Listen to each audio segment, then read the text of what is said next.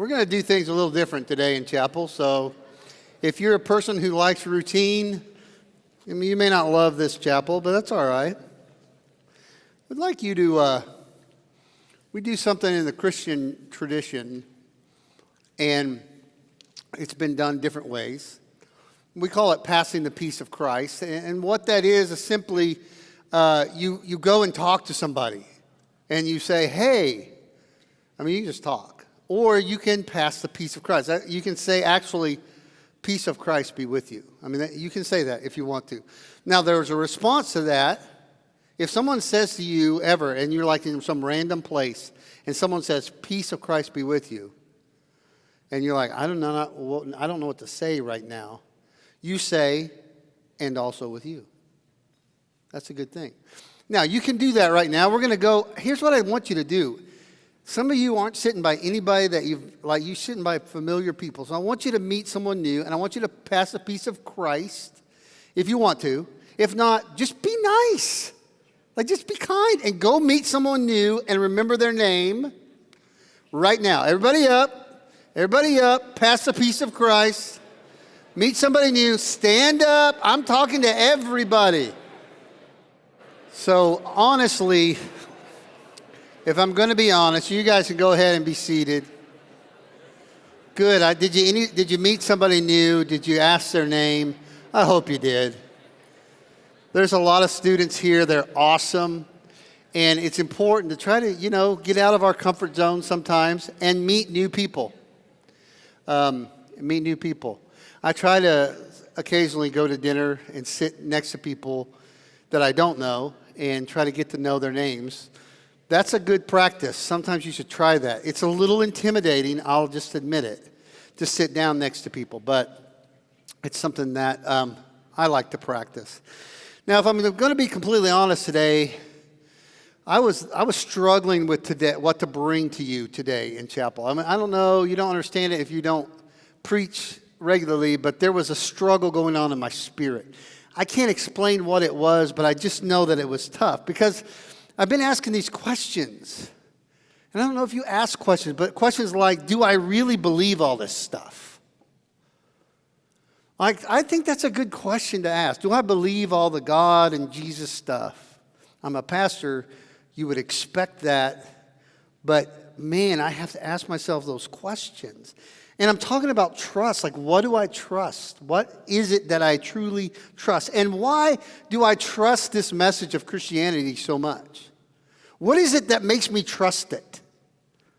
Should it be trusted? Should you even trust anything that I say today if you listen to me? Is this message to be trusted? Or is Jesus just this, historical figure who was great in everything? But, to say that Jesus was God, can you trust that? A lot of people, they have struggle with that. I know it feels weird to say that this person that lived 2,000 years ago named Jesus was God's own son. But I think it's important to look into. Some people say, I don't even think Jesus existed. And can I say to you, don't say that. Because you really don't think if you say things like that. It means you're not a thinker. Because no serious scholar, nobody with a brain would say Jesus didn't exist. There are ample evidences outside of the New Testament. The historian Tacitus, the historian Josephus, who write about this man Jesus, but they're not biblical writers. There was evidence to indicate absolutely there was a man named Jesus who was historical and real. But most evidence comes from the New Testament itself and from the first 4 Gospels in the New Testament. Most evidence to prove who Jesus was comes from here. So what does the New Testament say about Jesus? And can you trust the New Testament? Can you trust all of these things? Can I trust these things to be real? Because the New Testament was written a long time ago, wasn't it? And because it was written so long ago, how do we know that it was accurate? How do we know that it's authentic? Now, historians use this method to verify the authenticity of all ancient documents. And there are a lot more than just the New Testament and Old Testament. There are a lot of ancient documents that are written. That's how we know things about Julius Caesar and about Alexander the Great and all of these historical figures. There are writings like Pliny's History, and there's all of these ancient texts. And historians and scholars have a way to look into these texts and figure out if they're authentic or if they're not, if they're real or if they're not. The theory, this is too much information, but it's called textual criticism. This idea of how do I use the date, the length of the publication, and how many copies were represented and presented throughout the world to verify, was this accurate? And it's a little tricky to understand, but I just want to tell you all, as you listen to me, and you hear me ask the question, can I trust this? That I feel that textual criticism proves that the New Testament is at least reliable, but probably more reliable than any of the ancient texts that teach us history. And I don't think any serious scholar would contend with that.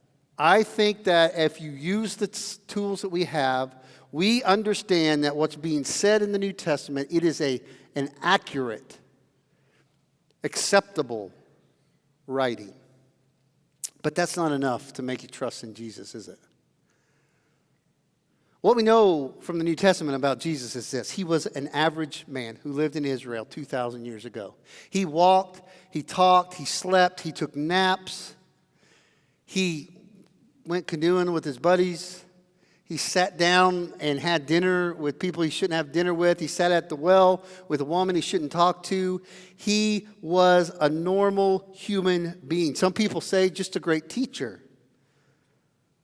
But what was different about Jesus? The Gospel of John tells a story of how Jesus made his way to Jerusalem. Now, Jerusalem was dangerous, and all the disciples and a lot of people knew it. Jerusalem was dangerous for Jesus. There were people in Jerusalem who wanted to kill Jesus. Now, why did they want to kill Jesus? Because Jesus had proclaimed an interesting message, that he was not just a teacher, but he was the chosen one, the Messiah. So in Jerusalem, Jesus was crucified on a cross. And he had predicted this. He said it would happen. And on the way to Jerusalem, he brought Lazarus back from the dead. And they decided to go into Jerusalem. And I ran across this verse in John chapter 12, 37. It says, even after Jesus had done all these miracles in their presence, they still would not believe in him. We have trouble with belief sometimes, right? Can you imagine if we walked with Jesus, saw all he brought someone back from the dead, he did all these crazy, amazing things, and yet people still struggled with belief. No wonder we do. And then later in that verse, in that chapter, in verse 44, Jesus, we have it recorded, Jesus shouted out, if you trust me. Can you imagine Jesus just shouting into the crowd? If you trust me, you are trusting not only me, but also God who sent me. For when you see me, you are seeing the one who sent me. For when you see me, I have come as a light to shine in this dark world, so that all who put their trust in me will no longer remain in the dark. Are you in the dark? I don't want you to be. I want you to have light in your life. And I believe that the message of Jesus can be trusted so much that it could actually affect the way you live your life. Bono, the lead singer for U2, was asked in an interview about his faith. Now, if you don't know who U2 is, really? I mean, go to Spotify, see they're like 17 million monthly listeners. That's U2. Bono said this. He's their lead singer. An interviewer asked him, okay, I see Jesus as a great teacher or a good person, but the Son of God? I mean, isn't that unrealistic? Bono said, I don't think you're let off early or easy by saying he was a great thinker or a philosopher, because actually what Jesus did is he went around saying he was the Messiah, that he was God. And that's why he was crucified. He was crucified because he said he was a son of God. So either, in my view, he was a son of God or he was completely crazy. And I find it rather hard to accept that all of the millions and millions of lives, almost half the earth, for 2,000 years, have felt their lives, as I have, touched and inspired by some nutcase. I don't believe it. So this is what I trust. I trust that Jesus was and is God, that he lived a normal human life, and that he lived in a way that we could follow after him, and that he went into Jerusalem and was crucified and died and buried, but that he rose again from the dead. And because he paid all of this for us, somehow, though I can't necessarily explain it, I can experience it. Somehow, in the midst of all this, I trust that Jesus is with us today, that he infused people with the Holy Spirit, and that because this good news message was spread around the world, it wound its way to this time through time and space into this place. And you can hear the good news today. Now, if I'm talking about trust and the things that last, my heart was like, what are the songs that have lasted through time and space that bring us to this point? And really, that music is somewhat nostalgic for some of us, inspirational for others. Maybe it was the first time you'd heard it. So thank you for that. The simple point today is that Jesus can be trusted. And I don't know what it is you trust in, but Jesus is the answer to your questions. And I'd love to be able to sit down with you and share a little bit more of what I think that means. See, after Jesus entered into Jerusalem, this place of danger, just days before his death, he gathered his disciples around him, and he said these words, and they should be on the screen. Do not let your hearts be troubled. You trust in God, trust also in me. My Father's house has many rooms. If that were not so, I would have told you that I'm going to prepare a place for you. And if I go and prepare a place for you, I will come back and take you to be with me, that you may also be where I am. You know the place where I am going. And Thomas said to him, Lord, we don't know where you're going. So how can we know the way?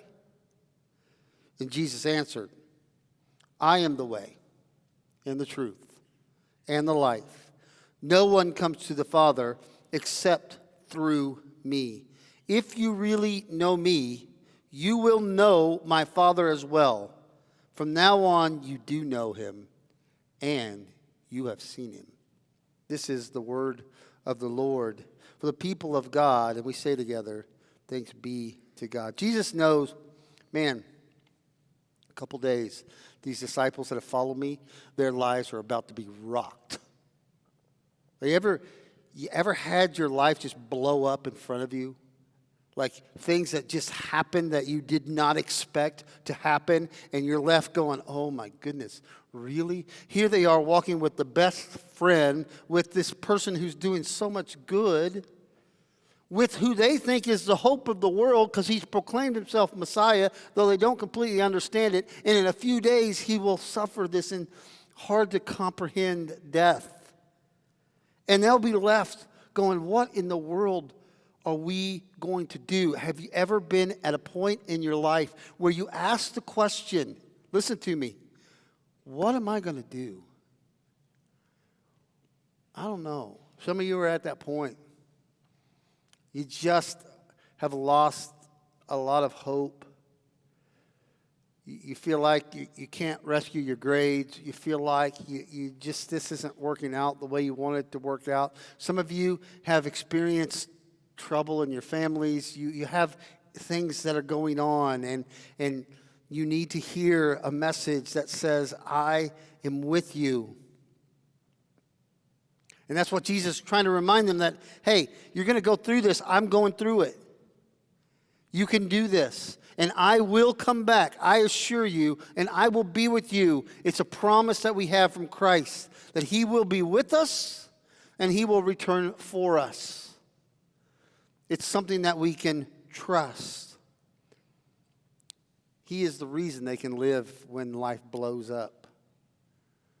He brings purpose to life. What's your purpose in life? There's always a Thomas, isn't there? There's always a Thomas. And I get it. Thomas he's not going along with the crowd. He's like, you tell us we know the place, but we really don't. Thomas is not into groupthink. You know, if everyone else stays quiet, Thomas is going to speak. If everyone else speaks, Thomas is going to stay quiet. He's not going to just accept things blindly. He's going to ask the difficult questions. See, I think there's so many people in this room today, and there's so many people in your generation, you're just sick and tired of fake. Like, you have seen it. You are weary of fake people, of fake everything. You're just tired of the plastic that you see in your world. You want real, and that's okay. Some call it doubt, and that's okay. You can doubt. Because it's Thomas' doubt, Thomas' question, that leads to one of the most beautiful statements in all of Scripture, maybe in all the world, when Jesus says, I am the way, I am the truth, and I am the life. Jesus is the way. Jesus is the way. Now, I remember I was walking into my college dorm room, and I lived in a dorm room called Snowbarger. It wasn't on this campus. It was on another campus, Mid-America. And I was walking into the dorm, and I got hit by a water balloon out of nowhere. It just hit me on the side of the head, and it didn't scratch me up like Bo did with the pie the other night, like scratch my face up. But it did shock me. I got hit by a cold water balloon walking into Snowbarger, and I'm looking around going, where in the world? And I couldn't see anybody. Then I heard people laugh. And when I heard them laugh, I realized they were sitting on the roof of Snowbarger laughing. And at this point, I immediately turned them into Res Life. No, I didn't. I was like, how'd you get up there? Because, like, I want to get up there with you. And they're like, no, we got to show you. So they came down and met me, and they're like, follow me. And so I'm like, okay. So they go up to the top floor Snowbarger, and they find the exact janitor's closet that you have to stand on the doorknob of that janitor's closet. And you stand on that doorknob, you stand up, you move the ceiling tile out of the way, you pull yourself up into the ceiling, up above, you put the ceiling tile back so no one knows you're up there. You're getting on the, it's cinder block wall, okay? The cinder block wall. And now don't do this. Don't try this. But you're on the cinder block wall. You take 3 steps this way, And there was a plank bridge that they had built, they constructed. It was a bridge kind of like the plank I had down here the other day in chapel. And you walk across it to get across the hallway because you didn't want to step on the ceiling tile. You got across the hallway, you got on another cinder block path, and you walked it. They had another platform that they had built. Who did this? This was amazing. They built this platform. You walk across it. There's a ladder that leads up to the little bell tower thing, whatever they call them. And you opened up. Someone had taken the panel off of that thing, put it back on with hinges. So you could just hinge it open, and you walk right out onto the roof. It was awesome. I'm like, this was so cool. Who invented this path? And I'm sitting there on the roof, and I get a water balloon. And I'm seeing a friend named John walking in. I just throw it, and I nailed him. I'm like, this is great. He's like, hey, how'd you get up there? And they're like, don't show him, don't show him. We didn't like John that much. But they're like, we'll show you. But he said, no, I don't need you to show me. I'll make it on my own. So he goes up to the second floor. He gets up. He goes to the wrong janitor's closet. He gets up. He goes the wrong direction on the cinder block wall, and he sees the gap between him and the other wall, the hallway of Snowbarger in the middle. He's going to jump from one to the other to make it across to the other side so that he can make it to the roof. Now, there's a guy that lived on the top floor of Snowbarger. His name was Neil. He was an offensive lineman from Orange, Texas. He was big. He was one of those guys. We had these guys in the dorms. I don't know, but he would go to the shower in the dorm, Snowbarger, with nothing on but a cowboy hat and cowboy boots and his towel around his neck. This is how he called his cowboy boots his shower shoes. And he would walk down the hallway completely naked except, it just so happened in God's providence. I say it's God's providence. Neil's walking down the hallway. John is up there in the ceiling. He jumps across. He does not make it. He falls, crashes through the tile, breaks the light, falls down, lands right in front of Neil on the ground, loses his breath, looks up and sees. And Neil, without blinking an eye, said, nope, you ain't in heaven. He did. Oh, man, that's just too funny not to share. He did not know the way. The thing is, Jesus said, I am the way. He didn't say, here's the way to go. He didn't say, I got a map for you. He says, I am the map. That sounds like Dora. I am the way. The way. Because here's the deal. Some voices, they say, here's what's true. Jesus says, I am the truth. Some voices say, here's the direction you should go, and Jesus says, I am the way. Some say, you can find meaning in life. And Jesus said, I am life. And really, that's what we're all looking for. We're not looking for the next high. We're not looking for some dopamine hit from our phones. We're not looking for lifelong companionship. We are looking for life. And Jesus, trust me, offers you that. Is that a better offer than the others that might lead you to crash and burn? I think so. And I think that Jesus offers this to you even though you don't deserve it. He keeps you from what you do deserve. He offers what you don't deserve. Some people call that grace. And so we're going to end today with this song that talks about grace. A song that I'm guessing that 90% of y'all know the song. Okay? So I expect to hear 90% of you singing this song and reflecting on the amazing grace that is from God. And as you reflect on that, I want you to look at your own life. Is your life filled with purpose and meaning? You feel like you're heading in the right direction?